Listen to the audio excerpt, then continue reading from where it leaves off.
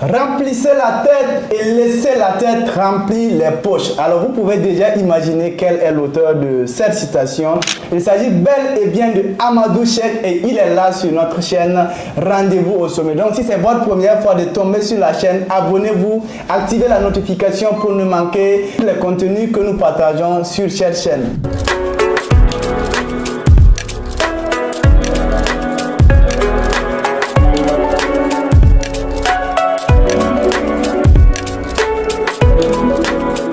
Alors, monsieur Amadou Cheikh, bienvenue. Merci beaucoup, mon cher ami. C'est un grand plaisir de venir partager avec cette grande communauté.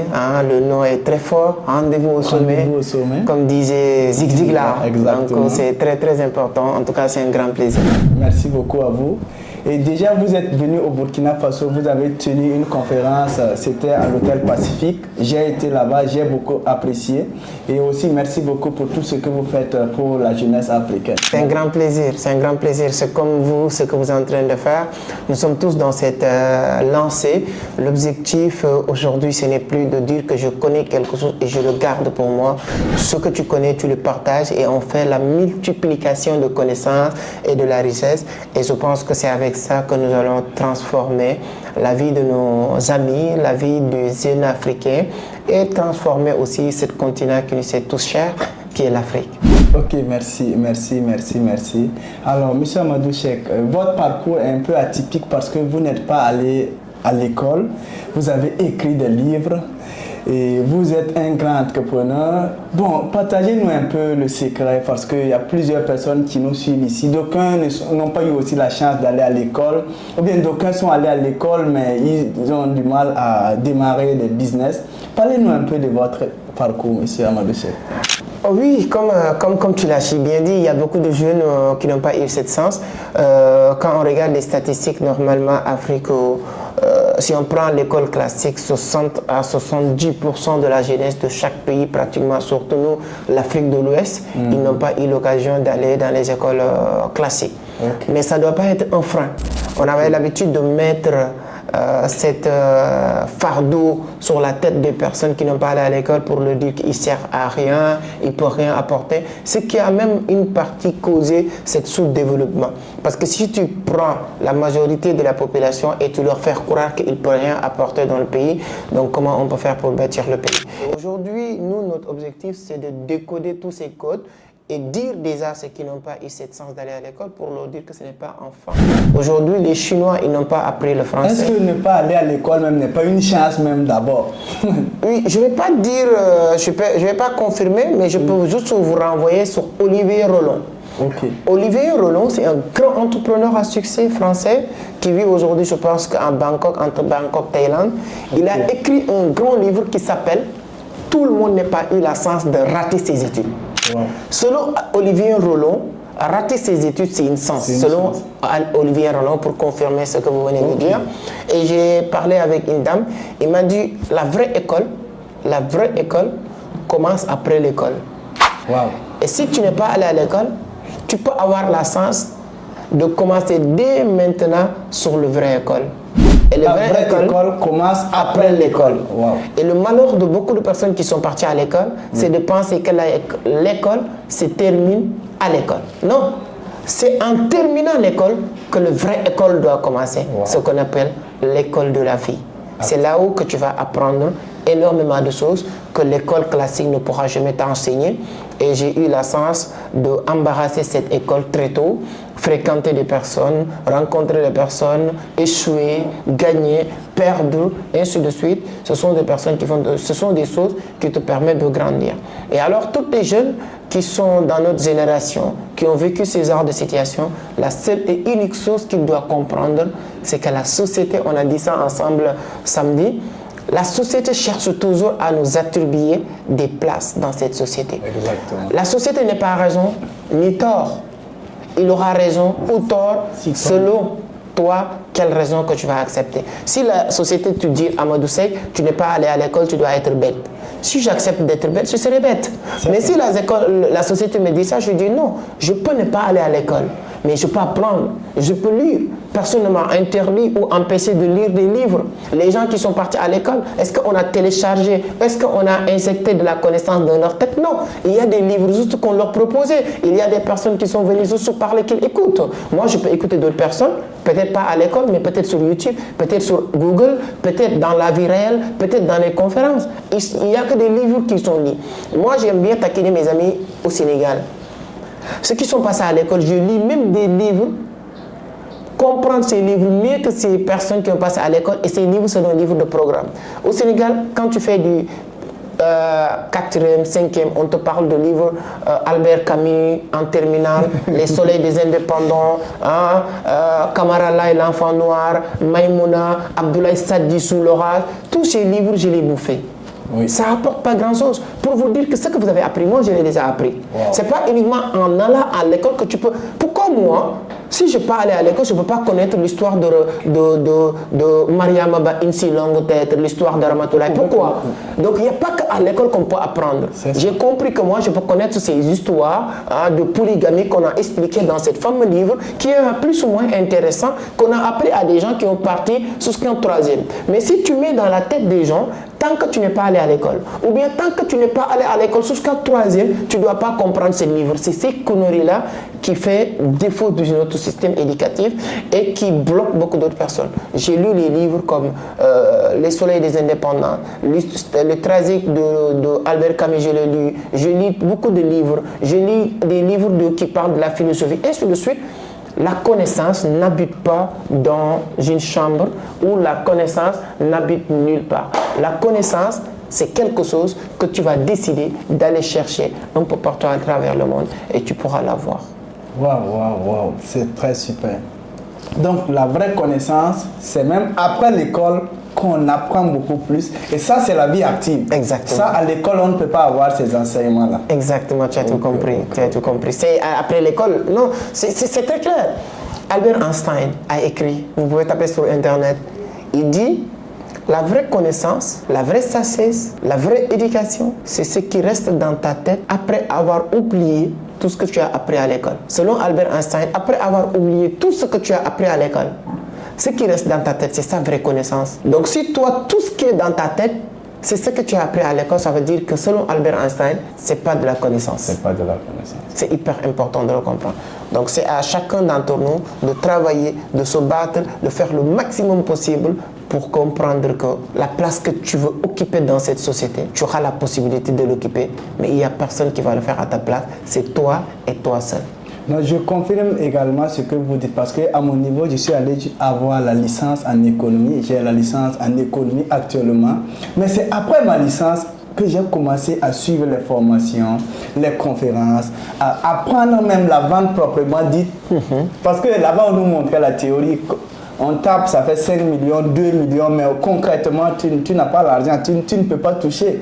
Donc, c'est après ça que j'ai vraiment appris, et puis je me suis lancé aussi dans l'entrepreneuriat, dans le business. Voilà, et c'est de là que tout est parti. Donc, ce que vous dites, je confirme vraiment ça.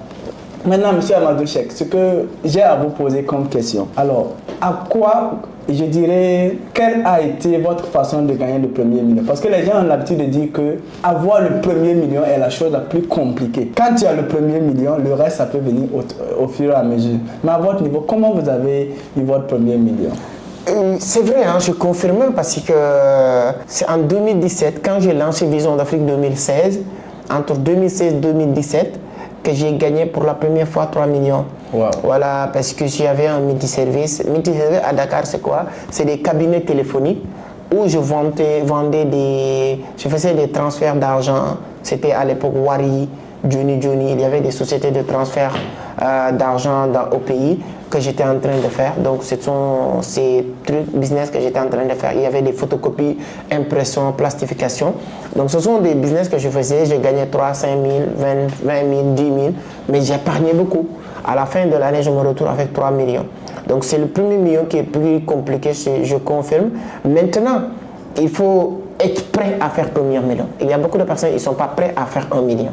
Okay. Pourquoi? Parce que quand tu viens de te lancer, cumuler, épargner est plus dur. Parce que l'élément le plus fondamental sur le parcours d'un entrepreneur, c'est de faire c'est de conserver, c'est de garder la conservation de son argent que de faire de l'argent. Parce que quand tu viens de commencer, ce que tu fais comme l'argent, c'est pas beaucoup.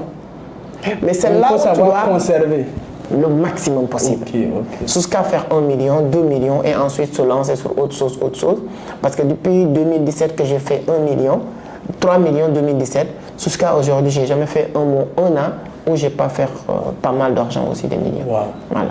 Je vois. Donc pour confirmer que c'est le premier qui est plus compliqué, mais plus que tu le fais, le reste n'est que des répétitions. Ok, merci beaucoup, merci.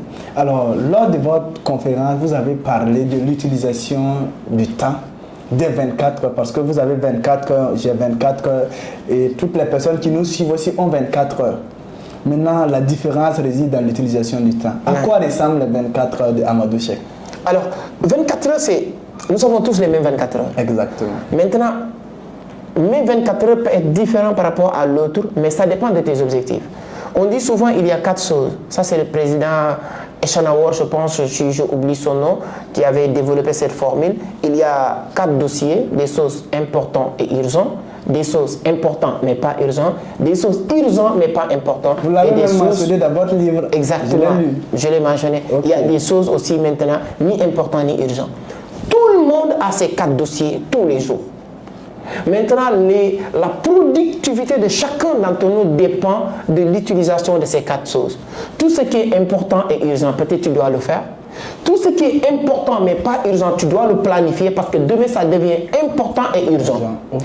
Tout ce qui est urgent mais pas important, ce n'est pas à toi de le faire, tu dois le déléguer. Tout ce qui est ni important ni urgent, tu dois supprimer 99% de ces choses-là. Je donne un exemple. Le travail que tu dois faire, aujourd'hui, moi je dois rentrer demain. Tu veux qu'on fasse un podcast. C'est important, c'est urgent pour ta page, tu dois le faire tout de suite. Okay. S'il y a quelque chose que tu dois faire qui est important, tu dois faire un podcast avec Oumar Nebié aujourd'hui. C'est important. Mais ça, c'est plus urgent. Pourquoi c'est plus urgent? Pas parce que c'est moi qui est important, non. C'est parce que moi, je rentre demain. Si tu ne le fais pas aujourd'hui, tu ne peux plus le faire. Exactement. Oumar, vous êtes dans le pays, vous le dites, on le planifie. Ce qui est important, mais pas urgent, on va le planifier. Regarde d'abord tout ce qui est important et urgent, on le fait tout de suite. Ce qui est urgent et n'est pas important, c'est les anniversaires. Aujourd'hui, quelqu'un peut avoir anniversaire. C'est urgent, c'est aujourd'hui. Oui. Anniversaire, c'est pas tous les jours. C'est ça. Ta copine peut avoir anniversaire. Ton ami peut avoir un anniversaire. Mais anniversaire, c'est urgent, mais c'est pas important. Donc, tout ce qui est urgent, pas important, vous déléguez. C'est pourquoi tu vois, quand vous invitez la plupart du temps des ministres, des présidents, de certaines personnes, à la dernière minute, on t'envoie quelqu'un qui vient le représenter. Temps, mais ils vont déléguer quelqu'un. Okay. C'est normal. Parce qu'en ce moment, à l'instant T, tu l'as dit depuis un mois, c'est normal. Mais aujourd'hui, pour venir chez toi, c'est urgent parce que l'événement, c'est aujourd'hui. Mais il a des choses qui sont beaucoup plus importantes et urgentes encore. Là, ton événement, toi, est moins important par rapport à des autres événements. Il veut voir peut-être le président de la République, peut-être il veut voyager. En ce moment, qu'est-ce qu'il fait sur les événements urgents mais pas importants? Déléguer. Il faut déléguer des personnes qui le font. Ce n'est pas à toi de le faire. Et ça, Robert Greene l'a bien développé dans son livre, Les 48 lois du pouvoir. Tout ce que quelqu'un peut faire pour toi, ce n'est pas à toi de le faire. Maintenant, toutes les choses qui sont ni importantes, ni urgentes, ce sont les messages sur YouTube, sur Facebook, parler sur TikTok, passer 4 heures de temps à scroller sur TikTok, et ainsi de suite. C'est des choses qui ne te rapportent rien. Ce n'est ni important, ni urgent. Tu dois prendre tous ces éléments-là, tu les supprimes. Tu dois les supprimer. Carrément. Pourtant, je me dis que plus de 80%, la majorité de la jeunesse passe leur temps sur ça. Oui, c'est ça. C'est pourquoi maintenant, il n'y a pas de productivité. Et tu te plains. Tu te plains contre... Tu dois te plaindre contre toi-même, mais tu te plains contre les gens. Et la faute, c'est à toi. Parce que les résultats viennent du fait que tu fais les choses importantes, urgentes. Tu as planifié les choses importantes, mais pas urgentes. La lecture, c'est important. Tu dois lire. Très important. La formation, c'est important. Tu dois les planifier. Ok, tous les 6 heures du matin, je fais la lecture. Tous les telles heures, je fais de la lecture. Donc, si quelqu'un comprend comment gérer ces 4 dossiers, sa vie devient en vie vraiment productive et il aura beaucoup de temps. On a tous le même timing, même 24 heures, mais on peut avoir plus de temps sur les 24 heures selon l'utilisation de ce temps-là. Donc, c'est pourquoi moi, je dis, j'aime bien cette méthode. Voilà, ce n'est pas moi qui l'ai inventée.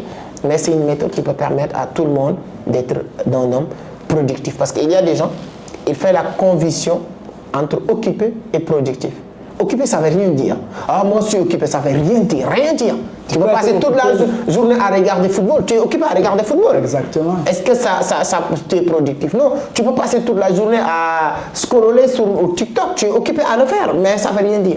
Donc, il faut faire la distinction entre occupé et productif. Et le jour où tu fais cet progrès d'évolution de travail personnel, tu deviens une personne très productive et ça permet à beaucoup de personnes d'avancer. Ça, c'est un enseignement très très riche. Hein? Ça dit que si tout le monde décide d'appliquer ça dès aujourd'hui, c'est que beaucoup seront productifs. Exactement. Okay. Et quand tu es productif, tu auras des résultats. Tu auras forcément des résultats. Exactement. Wow, merci beaucoup. C'est un plaisir. Maintenant, par rapport à la jeunesse, ça veut dire qu'un jeune qui désire se lancer dans le business et qui n'a pas totalement les moyens, parce que beaucoup mettent la faute d'argent en avant pour dire que bon, je voulais de l'argent pour entreprendre, mais comme je n'ai pas les 500 000, les 1 million, voilà, quel est le message que vous avez à l'endroit de ces jeunes? Quelqu'un qui veut se lancer dans le business ou bien en entrepreneuriat, mais il n'a juste que les moyens de bord. Alors, moi, je ne sais pas aux États-Unis ou en France ou en Europe, mais en Afrique, 80% des personnes qui ont bâti des sources à succès phénoménal, ils sont partis avec peu, c'est-à-dire que pas de moyens. Wow. Avoir des moyens n'est pas le synonyme de réussir ou d'échec.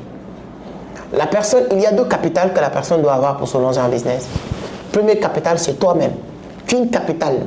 Tu veux combien? Tu vends combien toi? Ouais.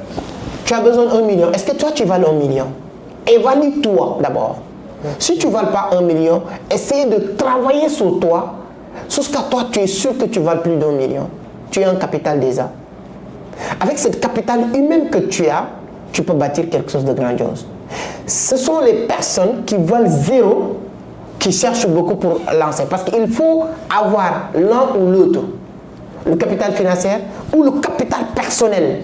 Toi-même, ta personnalité, ta personnel branding, ton niveau de connaissance, ton expertise, ton expérience. Ce sont tous ces éléments réunis, cumulés, qui doivent faire la personne que tu vas devenir. Et en lançant un business avec une personne qui vale zéro, même si tu as aussi des millions, le business peut capoter. Donc, cherchez beaucoup la connaissance, formez-vous, apprenez à maîtriser le sujet sur lequel vous voulez vous développer et je peux vous garantir, l'argent viendra. On ne court pas derrière l'argent. On ne cherche pas l'argent. On doit attirer l'argent. Quand tu deviens une personne qui attire l'argent, tu n'auras plus de problème de l'argent. Mais tant que tu penses que c'est toi qui dois courir derrière l'argent, ça va être un problème. Parce qu'on n'aura jamais assez. Parce qu'on n'a pas le temps pour passer tout notre temps à courir. C'est ça. Exactement. Donc il faut trouver les mécanismes pour attirer l'argent. Oui. Et ça, c'est la meilleure façon de gagner de l'argent. C'est la seule manière même de gagner de l'argent. Wow. C'est pas la meilleure manière, c'est la seule manière de gagner de l'argent. Okay. Quand les gens te donnent de l'argent, c'est parce que tu le mérites. Quand les gens te donnent de l'argent, parce qu'on te fait confiance. Tu es une personne de valeur. Exactement. Si vous n'apportez...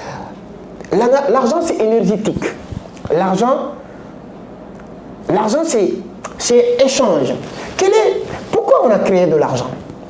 On n'a pas créé de l'argent pour stocker. Si vous lisez L'homme le plus riche de Babylone, vous allez comprendre. L'argent, on l'a créé sur la base de quoi? Moi, j'ai du viande, tu as du riz, j'ai besoin de riz, tu as besoin de viande, on échange. Tu as des tomates, lui, il a des oignons, tu donnes du tomate, on échange. Avec le temps, ce n'était pas équilibré. On trouve un moyen pour équilibrer les échanges. Parce que je peux avoir la tomate, vous avez la viande. Mais tu n'as pas besoin de viande. Et moi, j'ai besoin de tomates. Et tu ne vas pas accepter cet échange. On a créé quelque chose qui permet, qui facilite les échanges. Donc, pour avoir de l'argent, il faut échanger. Il y a des gens, ils n'ont rien à donner et ils veulent avoir l'argent. L'argent revient encore au départ, c'est pour échanger. Donc, quand tu prétends recevoir de l'argent, tu dois être prêt à donner pour que cette essence au début puisse continuer à se voir dans ce qu'on fait. Tu ne peux pas... Si on est sur YouTube, on passe, tu es avec ta communauté. Oui. Rendez-vous au sommet. Si on te donne quelque chose, vous le méritez parce que vous passez tout ton temps à donner. J'ai énormément de rendez-vous. On a dit qu'on va tout faire pour faire le podcast. C'est pourquoi? Pour donner. Quand vous allez donner maintenant, l'échange pourra se faire. Mais tu ne peux pas venir sur YouTube pour dire oui, parce que je m'appelle Amadou Seck, donnez-moi de l'argent. Non, ça ne fonctionne pas comme ça. Donc il faut que les gens apprennent à élever leur valeur perçue, leur valeur ajoutée, leur personnel branding, pour que cette agence puisse continuer à se faire. Sinon, les gens vont aller donner l'argent là où il y aura un retour. Quand vous partez à la boutique, vous donnez de l'argent, c'est pourquoi? C'est pour échanger contre peut-être pour la fille. Quand tu donnes l'argent à la boutique, c'est forcément on doit te donner quelque chose en retour. Bien. Il n'y a pas un endroit où on donne l'argent et on ne te donne rien. Même à la banque que tu donnes l'argent pour qu'on te garde, on te donne un bout de papier pour te dire que facturer là. Donc, l'argent, c'est comme ça que ça fonctionne. Donc, si les gens le comprennent comme ça, ils vont devenir riches. Si tu ne le comprends pas comme ça, tu cherches à avoir l'argent, tu n'auras pas. Avant de chercher à recevoir de l'argent, chercher à donner. Okay. Et en retour, on te donne l'argent. Wow. C'est ce que les jeunes doivent faire. Et à partir de là, on pourra bâtir des choses miraculeuses. Ok. Donc, tu dois chercher d'abord à donner. Qu'est-ce que je vais donner d'abord? Pour recevoir de l'argent. Pour recevoir de l'argent. Ouais, mais tu ne peux pas poser la question, comment je vais recevoir de l'argent? Ça ne marche pas. Non. L'effet contraire ne marche pas. Ça, c'est aussi notre coach Simon qui le dit tout le temps. Oui. L'effet contraire ne marche pas. Tu donnes après de recevoir. John C. Maxwell dit, work to place is not place to work. Il faut travailler, ensuite jouer. Mais jamais jouer pour travailler. Ça ne va pas marcher. L'effet contraire ne marche pas nulle part. Wow. Très bien.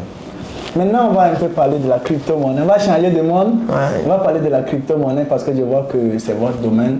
Voilà, vous êtes dans la crypto-monnaie il y a bien longtemps. Vous avez eu un peu de l'argent dans la crypto-monnaie également. Parlons un peu de la crypto-monnaie. Je suis sûr qu'il y a des gens qui sont connectés peut-être ici, ils ne comprennent pas la crypto-monnaie. Dites en un mot, qu'est-ce que la crypto-monnaie même? La crypto-monnaie, pour être simple, ce n'est qu'une devise. Comme l'euro, comme le dollar, comme le yen, le pound, et ainsi de suite.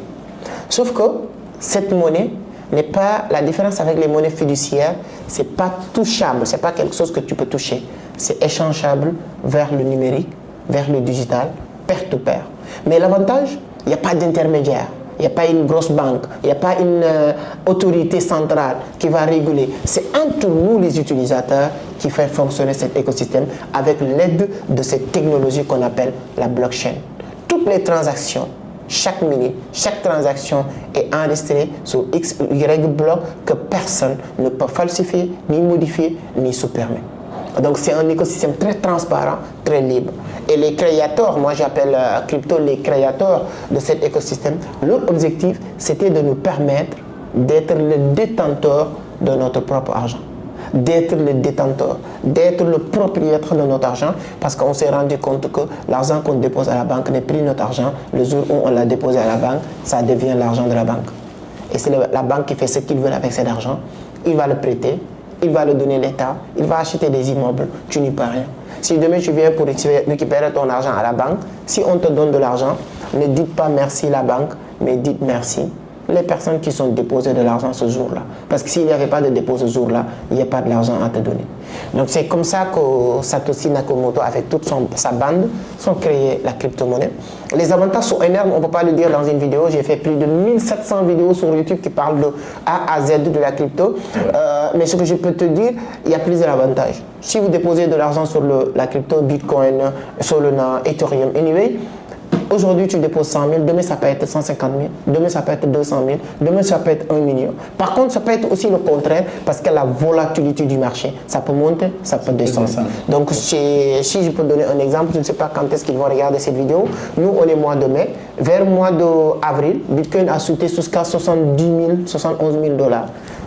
Fin mois de mai, Bitcoin est parti jusqu'à 110 000 dollars. Imaginez cet intervalle de 1 mois, peu importe le montant que tu avais déposé sur Bitcoin, tu as fait plus de 20 à 30% de ton profit.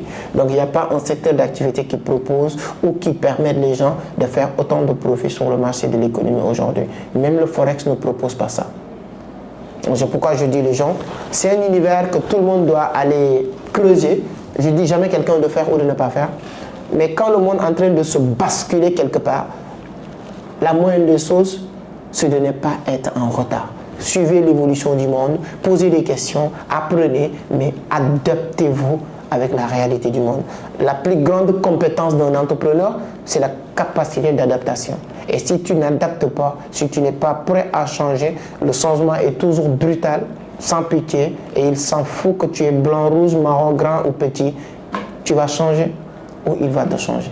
Donc, soit tu changes, soit tu subis. Ouais. Il va même te changer. Il va même te changer. Voilà, supprimer du marché. Et c'est exactement ce qui va se passer. Okay. Donc, c'est un secteur d'activité très vaste que je invite tout le monde à aller sillonner, chercher à comprendre. Et il y a de l'avenir. Ok. Je vois plusieurs personnes aussi parler, dire que la crypto-monnaie, c'est de l'arnaque. On m'a arnaqué, combien. Bon, des gens qui ne comprennent pas trop. Personnellement, j'ai été arnaqué, mais après j'ai compris que peut-être c'est mon ignorance qui a causé ça. Quand je débutais dans le monde de la crypto-monnaie, il arrivait des fois où je voulais acheter des dollars et j'ai acheté, j'ai envoyé l'argent, mais en retour, mes dollars ne sont pas venus.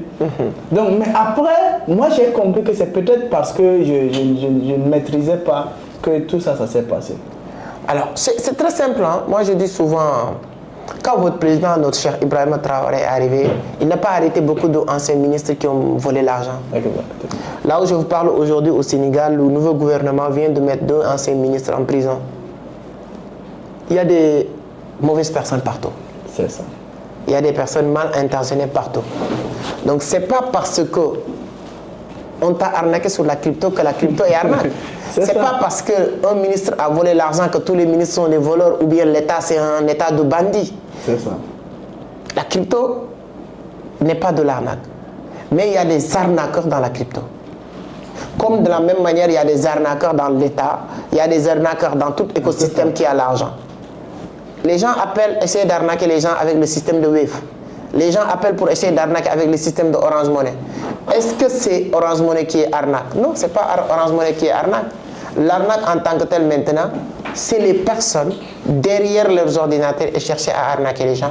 En ce moment maintenant, la solution, c'est de se documenter, de s'informer et de tout faire pour ne pas laisser leur ignorance leur pousser à perdre de l'argent et en pensant que c'est de la crypto. Toutes les sociétés d'investissement ou toutes les sociétés d'arnaque, quand ils sont finis d'arnaquer les gens, ils sont partis, on dit arnaque. Est-ce que la crypto est partie? Non. Mais si c'était la crypto va partir en même temps avec ces sociétés. Donc c'est hyper important de le comprendre comme ça et moi c'est comme ça que je vois les choses. Je vois que récemment vous avez créé une plateforme, c'est Vision Crypto, oui, où on peut rentrer là-bas, acheter les dollars, revendre les dollars. Moi quand j'ai appris ça, ça m'a beaucoup aidé parce que je me suis dit que voici un lieu sûr où tu peux rentrer, acheter tes cryptos, des dollars, revendre en toute sécurité, quoi. Parlez-nous un peu de cette plateforme-là. Oui, c'est ça l'objectif, parce que pour permettre de créer une infrastructure vraiment propice pour tous les utilisateurs de la crypto-monnaie. Il y a beaucoup de personnes qui veulent acheter ou vendre des cryptos, mais leur problème c'est quoi? C'est qu'ils ne connaissent pas un endroit sûr, idéal, pour aller acheter des crypto-monnaies. Donc nous, on a décidé de permettre toutes les personnes d'acheter facilement. Aujourd'hui, il y a des gens qui sont aussi dans la crypto-monnaie. Leur problème c'est quoi? Ils n'ont pas aussi la possibilité d'avoir accès à du cash si où sont des crypto-monnaies. Nous, on te permet, tu as 100 $, en moins d'une minute, tu entres sur la plateforme, tu vends tes dollars et ensuite tu recevras du cash, Orange Money, Wave, MTN, Move et ainsi de suite. Tu as aussi ces Move ou Orange Money et tu as besoin des dollars, en moins d'une minute, tu peux le faire. Et deuxième avantage, avec nous, on permet les gens d'acheter les dollars à des prix vraiment raisonnables. On ne va pas parler de XY plateforme, mais moi ce que je dis tout le monde tout souvent, allez-y visiter toutes les plateformes qui vendent des cryptos dans le monde entier. Je peux vous dire que surtout en Afrique, on est les plateformes les moins chères. Parce que nous, notre manière d'avoir les dollars, ce n'est pas les mêmes manières d'avoir les dollars que toutes les autres plateformes. Parce que peut-être certaines plateformes, il n'y a que le business, mais nous, notre équipe, tout le monde est trader, donc on a des dollars à liquider tout le temps et ça nous permet d'être moins cher sur le marché. Donc il y a tous ces avantages, permettre les gens d'avoir un endroit sûr pour acheter et vendre leurs dollars, permettre les gens d'acheter, de vendre moins cher et en même temps permettre les gens de faire de l'affiliation. À l'intérieur de la plateforme, tu peux créer ton compte, faire la vérification KYC, prendre ton lien de référencement et commencer à partager cette référence. Et plus que les gens utilisent cette référence pour acheter des dollars, plus que tu fais de l'argent avec les commissions de référencement qu'on propose. Tu peux faire aussi de l'arbitrage. L'arbitrage, c'est quoi? On est moins cher. Tu peux acheter chez nous, vendre sur une autre plateforme où c'est plus cher. Je ne vais pas dire telle ou telle plateforme, mais c'est possible. Ok, donc votre dernier mot par rapport... Bon, je rappelle toutes les personnes qui veulent créer leur compte. Allez-y dans la barre de description, vous allez voir un lien là-bas. Vous pouvez créer votre compte aussi, acheter, vendre vos dollars tranquillement. Maintenant, M. Amadou Cheikh, votre dernier mot à l'endroit des gens qui nous suivent. Alors déjà, te dire un grand merci. C'est un grand plaisir de partager ces quelques minutes avec toi. On a appris beaucoup de choses. Et de dire aussi un grand merci à toute ta communauté. Merci. Il n'y a pas quelque chose de plus important d'avoir une forte communauté comme ça et de leur dire continuer à apprendre. On ne va jamais devenir plus bête en apprenant de nouvelles choses. On devient toujours plus intelligent. Donc j'aime bien le dire toujours, remplissez la tête et laissez la tête remplir les poches.